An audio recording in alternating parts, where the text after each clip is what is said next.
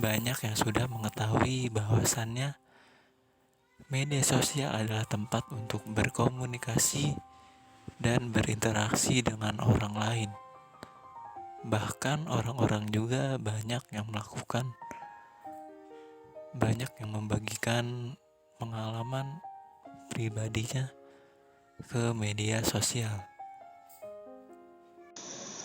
Manajemen media sosial untuk branding yang akan dijelaskan oleh kelompok 6 serta beranggotakan oleh Aura, Aris Maulana, Fitriani, Luki Alamsa, Safariana Rika, dan Sidik Rifani. Manajemen media sosial. Sosial media manajemen adalah istilah yang digunakan untuk menggambarkan strategi kolektif bisnis guna menghasilkan kehadiran yang lebih besar di kalangan konsumen. Menggunakan beberapa jenis media sosial. Dalam arti luas, manajemen media sosial adalah tentang mengembangkan pendekatan pemasaran online yang terhubung dengan pelanggan potensial melalui situs yang sudah digunakan terus-menerus oleh orang konsumen. Selanjutnya akan dibacakan oleh Saudari Rika. Bagaimana bermedia sosial yang lebih efektif? Yang pertama, menetapkan platform yang akan dipakai berdasarkan misi dan visi program perusahaan ataupun personal yang telah ditetapkan. Yang kedua, menaksir dampak resiko yang timbul. Yang ketiga, pelaksanaan distribusi media sosial. Selanjutnya, di sini saya akan menjelaskan manfaat manajemen media sosial untuk branding. Di sini ada 8. Yang pertama, social signal. Yang kedua, company branding. Yang ketiga, improved brand awareness. Keempat, word of mouth advertising. Yang kelima, ada increased customer loyalty and trust. Yang keenam, improved audience reach and influence. Yang ketujuh, tune in. Yang terakhir, ke-8, engagement. Di sini saya akan menjelaskan satu persatu. Yang pertama itu sosial sinyal, yaitu meningkatkan sinyal sosial yang akan meningkatkan jumlah pengunjung website. Yang kedua, company branding, menciptakan loyalitas konsumen atau klien. Dan yang ketiga, improved brand awareness, yaitu meningkatkan konsumen atau klien potensial minimal membuat orang tahu dan sadar akan kehadiran semua lembaga penyedia produk dan jasa. Sosial media juga akan membuat brand Anda tidak hanya muncul di mesin pencari, tapi tampil di arena masyarakat maya ini. Yang keempat, word of mouth advertising adalah promosi yang dilakukan melalui pembicaraan dari mulut ke mulut dengan cara menceritakan pengalaman atau keunggulan suatu produk. Yang kelima, increased customer loyalty and trust, yaitu meningkatkan kesetiaan dan kepercayaan konsumen atau klien. Yang keenam, improved audience reach and influence, artinya meningkatkan pengaruh dan jangkauan audiens. Yang ketujuh, ada tune in, tentang apa yang dibicarakan orang terkait lembaga atau perusahaan. Yang terakhir, engagement, yaitu lebih mengakrabi konsumen atau klien, yaitu more human, more social. Tentu saja, manfaat atau keuntungan bermedia sosial di atas hanya bisa diraih dengan manajemen media sosial yang baik dan benar. Dengan adanya manfaat itu pula, muncul konsep kehumasan atau pemasaran media sosial, social media marketing, yaitu proses pembangunan brand equity and awareness melalui saluran media sosial termasuk Facebook, Twitter, YouTube, social bookmarking, dan interaktif blog. Di sini ada cara menciptakan platform media sosial Anda sendiri. Yang pertama ada Pinterest. Pinterest itu lebih cocok untuk para gadis karena sifat dan tampilannya yang serba manis dan lembut. Yang kedua ada Facebook. Lebih untuk materi yang sifatnya ringan, keluarga, teman, hindai, tolan, serta hobi. Yang ketiga ada Instagram, yang dinilai lebih cocok untuk medsos travel, jalan-jalan, dan masakan. Yang keempat ada Twitter, dianggap lebih tepat untuk hal-hal yang lebih serius, filosofi, perdebatan, opini, serta hal-hal yang menyangkut kepentingan umum. Ini ada cara dan tujuannya. Caranya yaitu menerapkan upaya branding secara konsisten dengan cara membuat materi medsos seperti tampilan, desain, logo, warna, dan gaya bahasa yang disebarkan sama antara media sosial satu dengan yang lainnya. Tujuannya yaitu membuat pembaca atau masyarakat yang dituju menjadi tidak bingung dan tertarik. Bahkan mereka dapat percaya tentang keabsahan lambang atau perusahaan itu karena branding yang konsisten. Di platform sendiri ada menaksir dampak risiko yang timbul. Di antara lain ada YouTube. YouTube konten yang berawal dari penggunaan umumnya dihimpun dulu dalam inbox khusus sebelum disiarkan. Yang kedua ada Twitter, dapat memblokir seorang pengguna sehingga menghentikan mention mereka tampil dalam timeline situs. Selain itu, kita juga dapat menghapus tweet atau membuatnya khusus ditunjukkan untuk anggota saja atau private. Ada yang ketiga, Facebook menyediakan halaman admin untuk memiliki akun sehingga dapat menyetel daftar blokir atau blacklist yang akan mencari kata-kata tak pantas agar tidak tampil di wall atau komentar. Pemilik akun dapat mengatur fitur ini pada tab Manage Permission di halaman admin.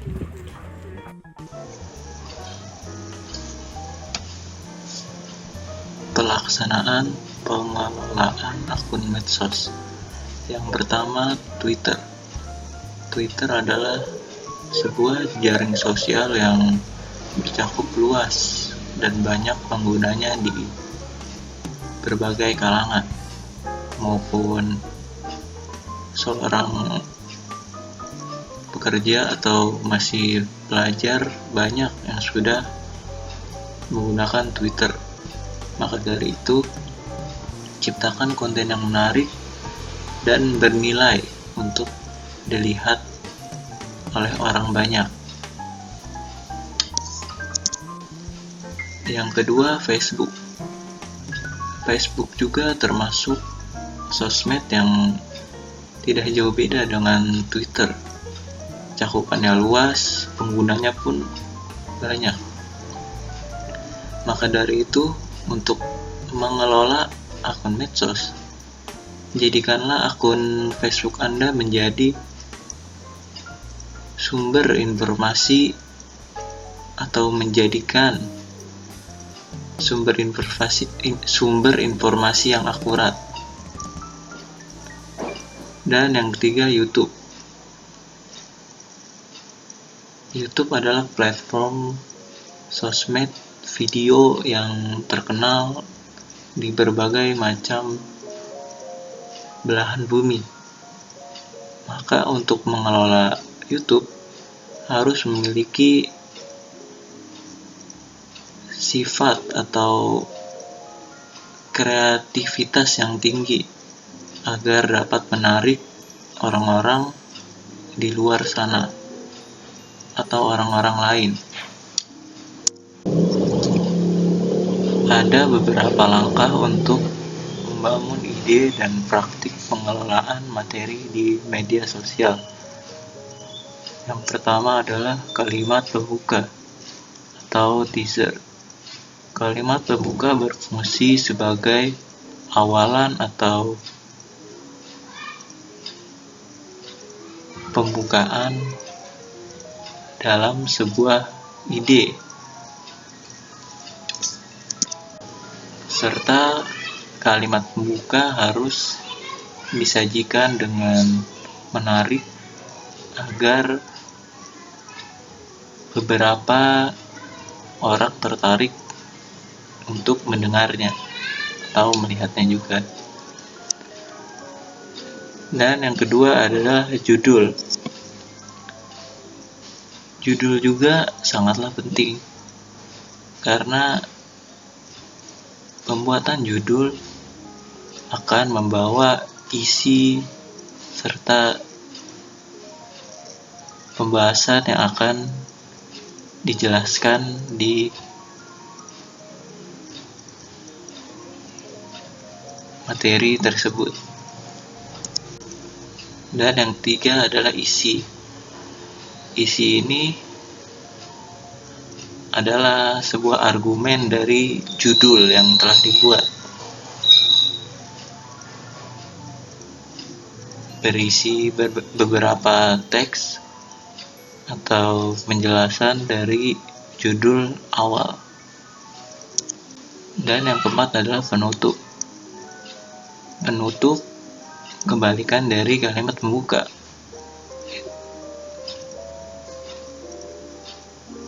Yang berfungsi sebagai penutup dari sebuah penjelasan materi atau teks tersebut. Dan itulah beberapa penjelasan dari media sosial untuk branding.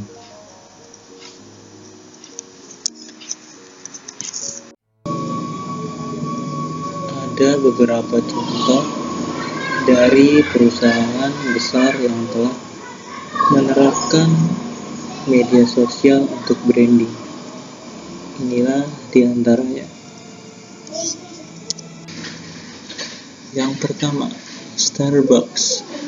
Ketika Starbucks menggunakan Instagram untuk mempromosikan unicorn cappuccino mereka, penjualan toko ke global dan penjualan toko ke Amerika meningkat sebesar 3% di kuartal kedua.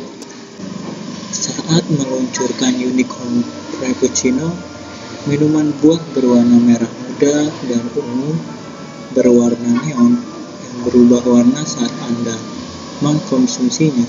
Starbucks tidak hanya membangkitkan rasa ingin tahu pelanggan yang muda, tetapi mereka berhasil membangkitkan perasaan keingintahuan di kalangan generasi milenial karena waktu minum yang terbatas atau limited edition.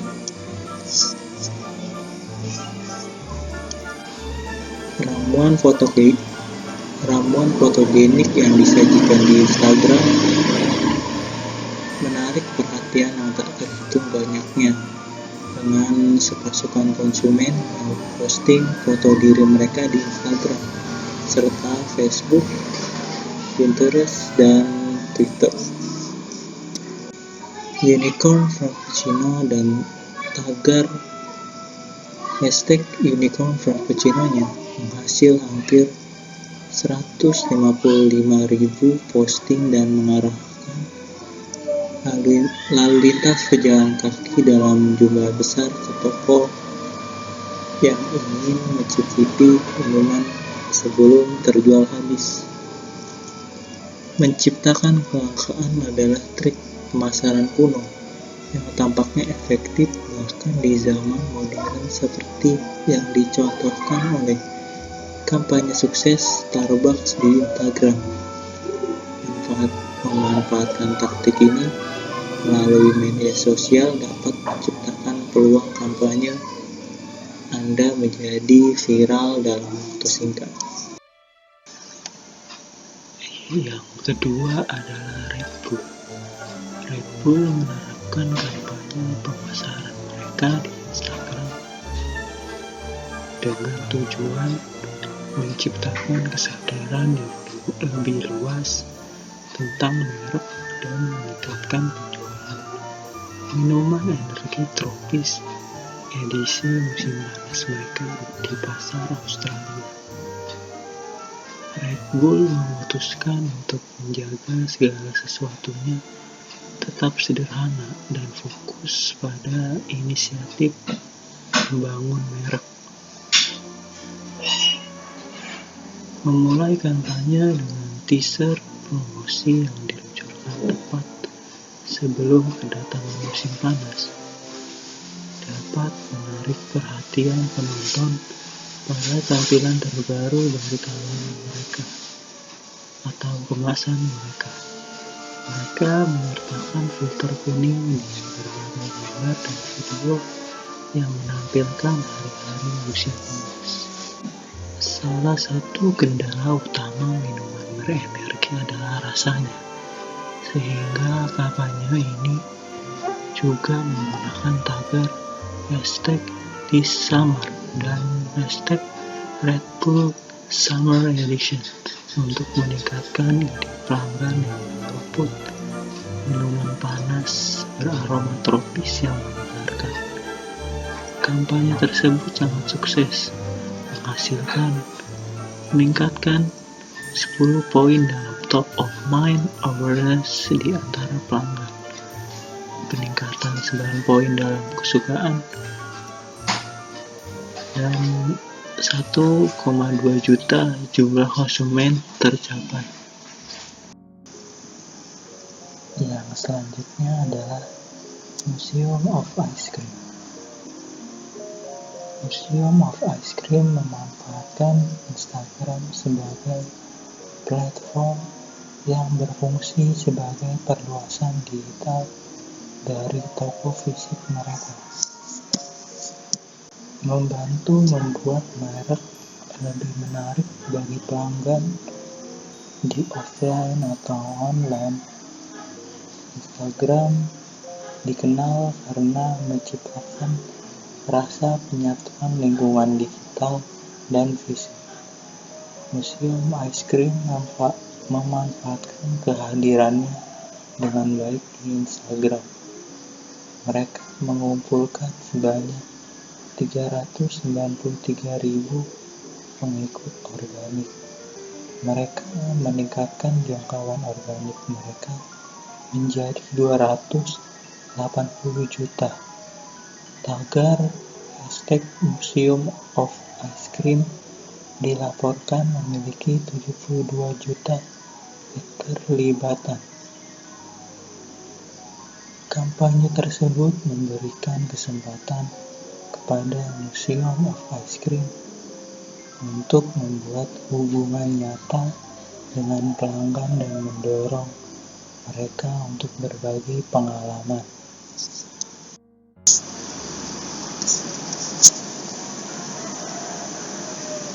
Mungkin itu beberapa contoh dari penerapan media sosial untuk branding. Semoga bisa bermanfaat. Untuk kesimpulan dari media sosial untuk branding, banyak yang bisa diambil dari hal ini, karena di zaman seperti saat ini media sosial menjadi kebutuhan untuk manusia atau orang-orang yang melakukan aktivitas, karena di media sosial kita bisa lebih mudah berkomunikasi, mencari informasi, berbagi ke saudara maupun teman, dan masih banyak hal yang bisa dilakukan. Dan untuk media sosial untuk branding, hal itu sangat membantu kita untuk memulai bisnis atau memulai suatu usaha pun usaha kecil-kecilan atau yang jasa. Walau di saat ini emang sudah banyak yang sudah memulai, bahkan dari kita sulit untuk memulai karena sudah tahu, sebelum memulai saja sudah tahu bahwa saingannya di dunia bisnis digital atau branding media sosial sudah sangat ketat, bahkan sulit untuk menyaingi perusahaan-perusahaan yang saat ini sudah mulai. Dan itulah kesimpulan dari media sosial untuk branding.